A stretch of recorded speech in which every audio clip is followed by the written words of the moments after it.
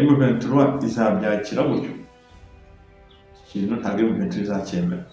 Iramutse cyemeye byaba bisobanuye ko u Rwanda ishyigikiye, cyo yaba bisobanuye uburyo bwa diplomasi mpuzamahanga. Kuko buriya hari ikintu Donald Trump yateze u Rwanda na Congo icyarimwe kugira ngo bahuranye binde kwinjira mu ntambara yeruye, ariko babikore mu buryo bwa diplomasi, ariko bungukira impande zombi. Nibaza ko Donald Trump ashobora kuba yaratekereje ko u Rwanda rutera inkunga M23, yaba mu buryo bw'igisirikare n'uburyo bw'ubushobozi bw'amafaranga. Reka mbereke iki kintu ntabwo gikomojeho.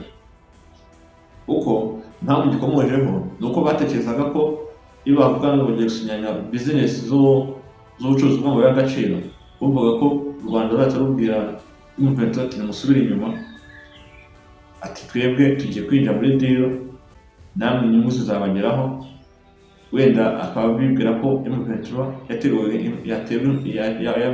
inkunga n'igihugu cy'u Rwanda, wenda M23 igahita ihagarara. Byagaragaye ko ibi biganiro bagiranye, byagaragaye ko M23 nta hantu ihuriye n'inkunga z'u Rwanda, kuko iyo aza kuba ihari ni uko u Rwanda bari kwemera ko bari gukomeza gusinyana ari amasezerano y'amabuye y'agaciro, M23 igahita ihagarika intambara. Ihagarika intambara rero gusobanura ko u Rwanda rwo rushyigikiye M23, ariko iki kintu umutego bashatse gutega u Rwanda kugira ngo awugwemo waranze. Kuko niba Donald Trump yaragarukaga avuga ko bagiye gusinya ibiganiro by'ubucuruzi Congo, kandi nanone Congo hakaba hari n'umutwe wa FDLR, bumvaga ko uwo mutwe nta kintu uzawubuze nta kintu byaba bari kubusobanura gikomeye, kandi mu cy'ibibazo u Rwanda rufite FDLR. Bakumva ko wenda ikibazo cyangwa M23 ikimara kurangiramo aho, bari gutangira process yo gucukura amabuye y'agaciro. Ahantu Trump yibaza ko yashobora kuba amakuru yo mu M23 ashobora kuba yafite igice y'ikintu nibaza, kuko mpamvu nibaza ko ashobora kuba afite amakuru atuzuye ni uko hari yibwiraga ko M23 ari iy'Abanyarwanda. Bakumva ko batangiye gusinya na deal y'ubucuruzi bw'amabuye y'agaciro bizahita bihagarara, kubera ko u Rwanda ruzatuma harimo inyungu nyinshi. Bahita bumva ko inyungu y'intambara yahagarara, bakumva ko ikibazo cyahita gikemuka muri ubwo buryo. Niyo makosa Donald Trump yakoze, kwirengagiza biriya biganiro byabereye muri Qatar no muri Angola, ko ni ibiganiro byabanzaga kubanza gutanga igisubizo mbere yo bijya mu zindi deal. Ntekereza ko byari no korohera na Congo yo kuba mu gihe bari kuba bafite amahoro n'amabuye y'agaciro bari kuyacukura, niba bayatunganyiriza mu Rwanda cyangwa se kubaka uruganda muri Congo bigatunganya, ibintu bikaba ku murongo bikaba byiza. Ariko icyo gihe byateye urujijo ku mpande zombi. Bivuze ngo n'ubundi iyi deal ntabwo izigera ishoboka. Twongeye kubaha ikaze abakunzi bacu ba Schedule Official, aho muri hose turabasuhuje. Tuboneye umwanya wo kubaha ikaze ku nkuru zo muri Congo. Tugiye kugaruka dusesengura ku nkuru zo muri Congo nari maze kubibabwira. Tugiye kurebera hamwe ikintu cyitwa FDLR, cyangwa se umutwe wa FDLR umaze imyaka irenga 30 uri muri Congo. Ni umutwe wakomeje guteza akajagari mu gihugu cya Congo, ndetse ukanyunyuzamo ukagaba n'ibitero mu Rwanda. Hano hari inama baherutse kuganira ku itariki 27 z'ukwezi kwa gatandatu muri uwo mwaka. Inama baherutse gukorera muri Leta Zunze Ubumwe za Amerika, baganira ku bijyanye n'amasezerano y'uko bacukura amabuye y'agaciro akayatunganyizwa no mu Rwanda. Ariko ku mpande zose hazamo ikibazo cy'uko atabashije kumvikana mu masezerano bagiranye. Barayisanye bararangira muri Amerika, ariko Kigamba Wagner umuvugizi wa Congo ugeze amasezerano asa nkaho ayahinduye, ugeze Kinshasa niba yaraganiriye na guverinoma babona ko ibintu baganiriye wenda bitari fair ku ruhande rwa Congo, ariko mu byo baganiriye Donald Trump yaramusabye ko umutwe wa FDLR bahagarikana gukorana, bakabyaba na ngombwa bakaba banawurimbura ukababa muri Congo. Ahantu tujya kuganiraho ni iki, tugiye kwibaza se FDLR ko tuzi ko ari umutwe umaze igihe kinini mu ngabo za Congo kandi bakunda no kugendana muri gahunda zose z'imiyoborere ya Congo, ese ubwo FDLR ntiyaba ifite imbaraga zirenze igisirikare cya Congo cya FARDC? Reka tubirebere hamwe. FDLR nk'uko byaje bigaragara ni umutwe w'abajenosideri basize bakoze amakosa cyangwa se ibyaha mu Rwanda bahungira muri Congo, ariko bakimara kugerayo bagiye biyubaka gake gake kugera aho bagize imbaraga zirenze igisirikare cya Congo, ngombwa banajya no muri guverinoma hejuru bagiramo ijambo. Bivuze ngo imyitozo FDLR ifite iteye imbere cyane kurenza ingabo za Congo.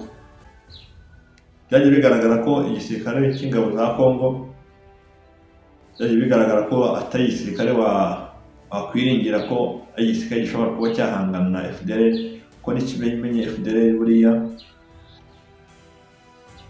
igisirikare cy'inyeshyamba cyagiye kiriyubaka kigira n'imyitozo ihambaye ku buryo FDLR yagiye irusha imbaraga FARDC. Muri ibi biganiro bagiranye muri iki gihugu cya Leta Zunze Ubumwe za Amerika biragoye kuba cyakubahirizwa. Ikindi cya kabiri, hakaba hari umutwe witwa M23 nabo uri mu burasirazuba bwa Congo ufite icyo urwanira. Nubwo wenda bavuga ngo M23 ngo ibangamiye igisirikare cya Congo, yego nibyo yakibangamiye, ariko nabo bafite icyo barwanira bitandukanye na FDLR. FDLR ibyo irwanira iyo ubirebye ubona nta cyerekezo bifite.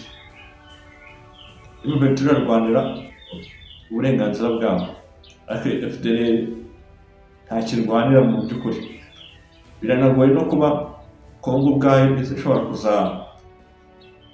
kuzakemura ikibazo cya FDLR, kuko FDLR ifite imbaraga, kandi ikindi cya kabiri FDLR yamaze gufata mu nzego nyinshi z'igihugu cya Congo.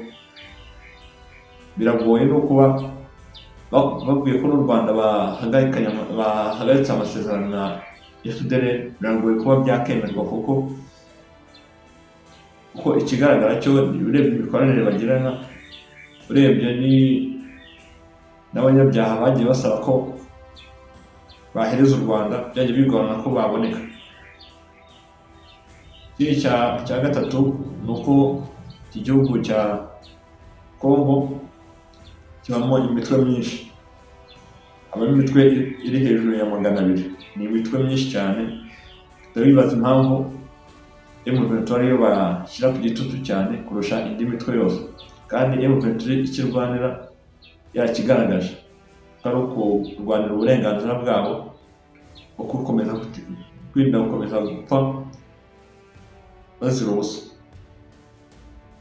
Kandi iyo mitwe yindi irimo muri Congo numva rero akabaye baheraho cyane umusesenguzi, numva bakaba rero mitwe baheraho bakabona bakica intege, kuko niyo isa nk'inabangamiye, kuko inshuro nyinshi inacukura n'amabuye y'agaciro bikayatwara fraude, ikayatwara mu buryo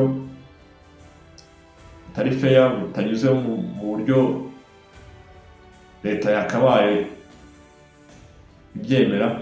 Ko niba hari umutwe runaka uhagarariwe n'umuyobozi runaka muri Congo, bagacukura agatwara agakorera mu izina ry'umuyobozi runaka, cyangwa se ugasanga harimo agatsiko k'ibihugu runaka bakayacukura bakayatwara gutyo, wari umutwe ushinzwe kuyatwara gutyo mu buryo budasobanutse. Aho naho mpabona ikibazo gikomeye. Twajya tukagaruka ku bayobozi ba Congo badashaka kumvikana na M23. Murabizi ko ibiganiro biheruka byabereye muri Qatar nta gisubizo cyavuyemo, kandi mu by'ukuri ibyo baganiragaho byabaga bifite umurongo, kuko niba bavuga ati baba M23 iborohereza ikababwira ati dukeneye kuganira, tukajya muri guverinoma ya Congo kandi tugashaka ko agace tuyoboye, kuko ubu tuvugana ubu M23 iyoboye ubutaka burenga kilometero kare 34 kuzamura. Numva n'ubutaka buruta igihugu cy'u Rwanda. Bivuze ngo babishatse bashobora kuba batangaza ubwigenge, ahubwo turigenze, tugiye kubwira ONU ibidufashemo twigenge, cyangwa se mubyange tuhayobore ku mbaraga.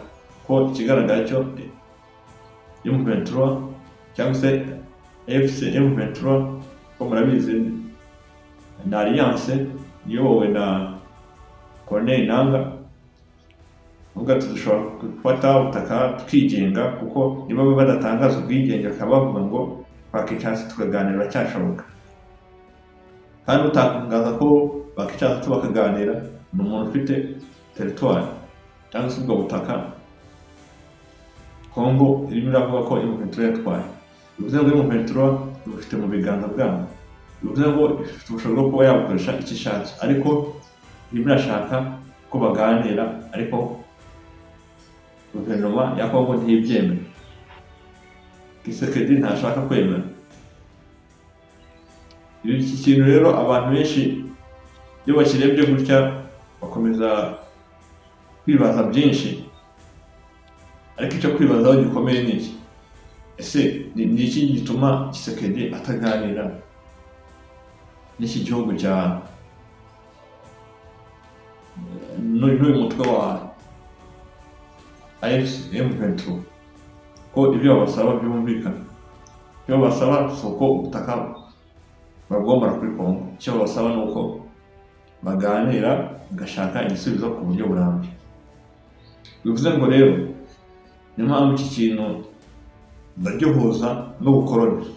Nubwo wenda bavuga ngo ubwigenge mu Congo imaze ubwigenge imyaka imaze kuba 65 babonye ubwigenge. Ese uko mbibona, ahubwo iki gihugu mbona aribwo kigeze mu bukoroni buteye imbere. Ntabwo wambwira ngo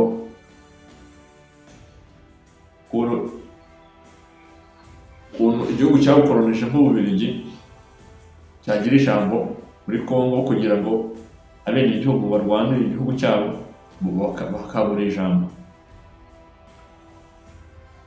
Byagiye bigaragara ko hari imitwe myinshi yagiye igerageza gushyigikira Congo, hakaba naho Congo yanabitumirizaga ubwabo ikanabahemba kugira ngo basenye abenegihugu babo.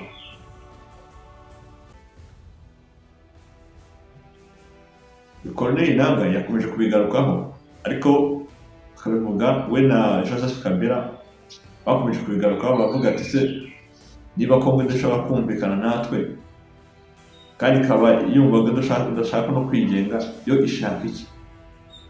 Kandi mu gihe abaturage bari mu burasirazuba bwa Congo ari abenegihugu, ngo bavuga ikinyarwanda ntibikuraho ko ari abenegihugu bakavukire bahabwa ubutaka bwa Congo. Congo yakomeje kwirengagiza ibyo bintu, bongera gutekereza kuri deal. Iki ni ikintu gisaba gutekereza cyane, ukuntu u Rwanda ruzajya rufata amabuye avuye muri Congo ukayatunganya, nabyo ubona ari umushinga utapfa gushoboka. Kuko niba bavuga ngo Congo amabuye y'agaciro izajya yohereza mu Rwanda bayatunganya, ahantu tuhatekerezaho rero ko iki kintu kirashoboka, cyangwa ibya bindi bitabona diplomasi, ariko diplomasi idafite ikintu ishingiyeho. Niba amabuye y'agaciro bazayacukuraho M23 iyobora akajya gutunganyirizwa mu Rwanda. M23 izabyakira gutyo? Ikintu ntabwo M23 izacyemera. Iramutse cyemeye byaba bisobanuye ko u Rwanda rushyigikiye, icyo byaba bisobanuye mu buryo bwa diplomasi mpuzamahanga. Kuko buriya hari ikintu Donald Trump yateze u Rwanda na Congo icyarimwe kugira ngo bahoranye binde kwinjira mu ntambara yeruye, ariko babikore mu buryo bwa diplomasi, ariko bungukira impande zombi. Nibaza ko Donald Trump ashobora kuba yaratekereje ko u Rwanda rutera inkunga M23 yaba mu buryo bw'igisirikare n'uburyo bw'ubushobozi bw'amafaranga.